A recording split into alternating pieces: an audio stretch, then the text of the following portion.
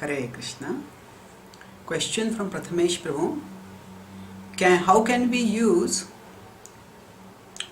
Pratyaksha and Anuman to find to show the faults of knowledge acquired through Pratyaksha and Anuman?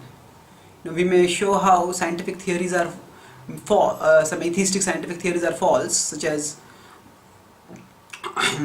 evolution or whatever.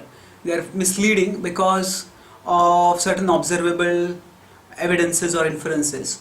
But then these observations which falsify the theories are also based on Pratyaksha and Anuman. So how can we refute, how can we in general refute godless knowledge? Answer, in every field of knowledge there is epistemology. There is the knowledge about knowledge. So epistemology essentially means the branch of knowledge which studies how knowledge is acquired. So without ascertaining epistemology, we cannot move forward in any discussion. So for example, if we meet an atheist and if we start quoting from the Bhagavad Gita and the scriptures about nature of the soul, nature of God, the person is not going to accept that. So when we talk about the limitedness of Pratyaksha and Anuman and the necessity of Shabda, then that is meant to ultimately help us create faith in acquiring spiritual knowledge from Shabda. So it's like whichever game we are going to play, we have to understand the rules of that game and play that game according to those rules. If we are going to play baseball, we cannot have the rules of football over there. Those rules are valid, but they are not valid if somebody is playing baseball.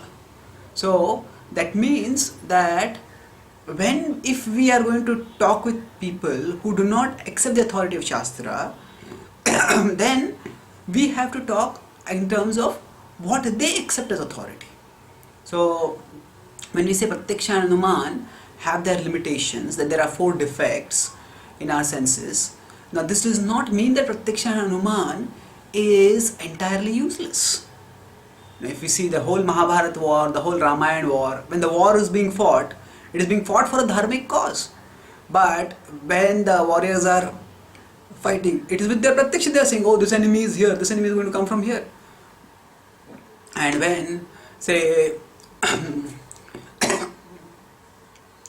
Indrajit suddenly withdraws from the war, then they make an inference, they do Anuman. Okay, so Vibhishan says that, oh, he's going to perform a puja by which he will get a great power and he's going to go to that temple, let us go there. So Pratyaksha and Anuman are not to be rejected. For operating in this world, even in scripture we see that Pratyaksha and Anuman is used. So similarly, when we live in this world, we, for our practical purposes, do use Pratyaksha and Anuman. When we travel to the traffic, we do our job, we study in colleges, we use Pratyaksha and Anuman for that. So for operational purposes, Pratyaksha and Anuman can and needs to be used. So similarly, so when we say that Pratyaksha and Anuman is defective, that doesn't mean it is to be rejected entirely. It is not suited as a tool for knowledge about the absolute truth. So now, when people do not accept the authority of, so that means when we accept the authority of scripture and we discuss with those who are accepting the authority of scripture, then we will quote scripture over there. So that is, say, like one game. Now the analogy of a game is not to minimize the nature of scripture knowledge, but is to give the example for the point that there are different situations, there are different rules. So for among those who accept the authority of scripture, we quote scripture and establish our points based on scriptural analysis. Now for those who don't accept the authority of scripture, they accept, say, observation and inference. So science is empirical and rational. Empirical means observation, and rational means there are theories based on rational explanations for the observation. So that is inference basically, that is Anuman we could say. So Pratyaksha and Anuman is what science accepts. So then we have to also establish scriptural conclusions using Pratyaksha and Anuman. Now we may not be able to establish it conclusively but we can establish it adequately. So, conclusive establishment of scriptural truths, for example, existence of God, existence of soul. Now, when we ourselves become spiritually advanced, get spiritual realizations, then there will be absolute conviction about the spiritual truths.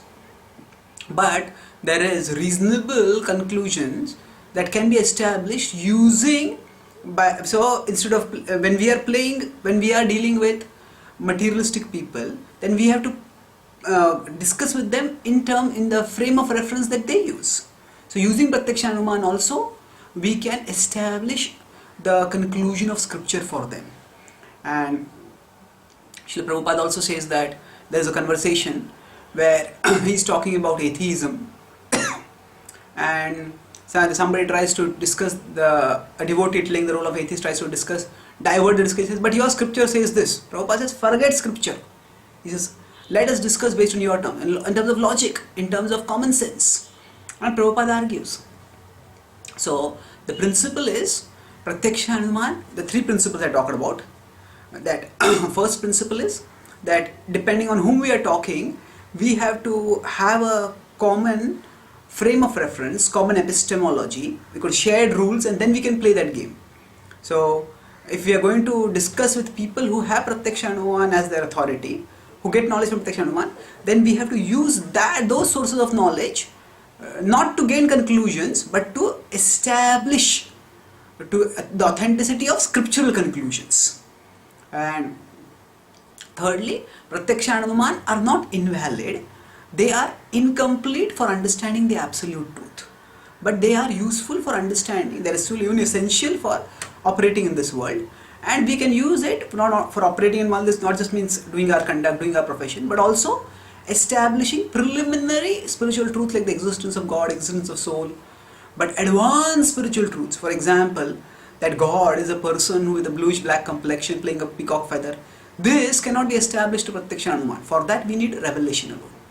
So there is, even within, if you look at theology, there is rational theology and there is revelational theology. And rational theology also plays an important role preliminarily in establishing people's faith in God. So we don't reject Pratyaksha Anuman entirely, but we use Pratyaksha Anuman to help people accept the fundamental or preliminary conclusions of scripture, and thereby become more open-minded to study scripture in its own right. And as they study scripture in its own right more and more, then they learn to shift their frame of reference and play a different game. That means they develop faith in scripture and then they study scripture on its own right, not by constantly evaluating it through the prism of Pratyaksha Anuman. Thank you. Hare Krishna.